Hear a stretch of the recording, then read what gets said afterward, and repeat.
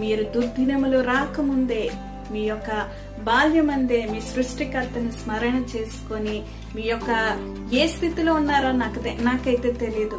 మీరు ఏ స్థితిలో మరి కృంగిపోతున్నారో, ఏ స్థితిలో మీరున్నారో ఆత్మీయ స్థితిలో నాకైతే తెలియదు. మీకు మీ దేవునికే తెలుసు.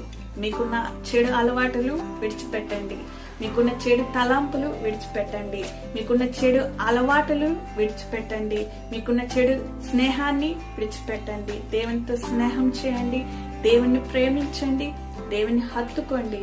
మీ యవనము ఒక పరిమళ తైలముగా దేవుడు మార్చబోతున్నాడు. కనుక మీ ఆత్మీయ జీవితం ఏ విధంగా ఉందో ఒకసారి చూసుకోండి.